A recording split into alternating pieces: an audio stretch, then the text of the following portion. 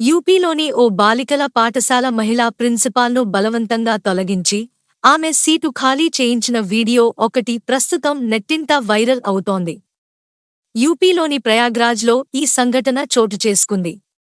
వివరాల్లోకి వెళితే ఈ ఏడాది ఫిబ్రవరి 11వ తేదీన UPPSC review officer, assistant review officer పరీక్ష నిర్వహించింది.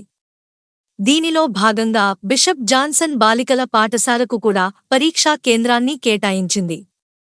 అయితే ఈ ఎగ్జామ్ సెంటర్లో పేపర్ లీక్ అయ్యింది. దాంతో స్కూల్ నిర్వాహకుడు వినీత్ జస్వంత్ను స్పెషల్ టాస్క్ ఫోర్స్ పోలీసులు అదుపులోకి తీసుకున్నారు. అయితే ఈ పేపర్ లీకేజీలో పాఠశాల ప్రిన్సిపాల్ పరుల్ సోలమన్కు ప్రమేయం ఉందని ఆరోపణలు వచ్చాయి. దాంతో స్కూల్ యాజమాన్యం ఆమెను ప్రిన్సిపాల్ పదవి నుంచి తప్పించింది.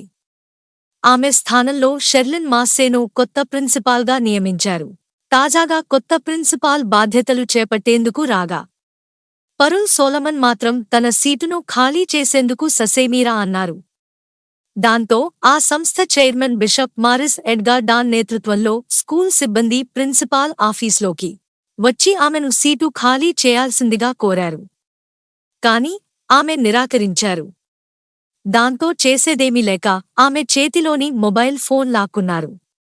అనంతరం పరుల్ కూర్చొన్న చైర్ను ముందుకు లాగి బలవంతంగా ఖాళీ చేయించారు.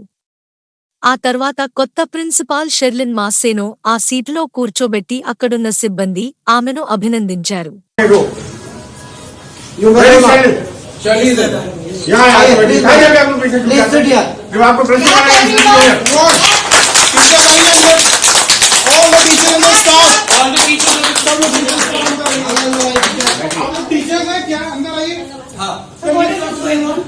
This is your school, right? Why don't you come in?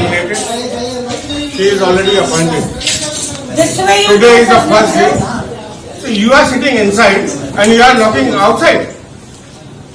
And people are saying that we don't have a key. What is this going on? You are doing.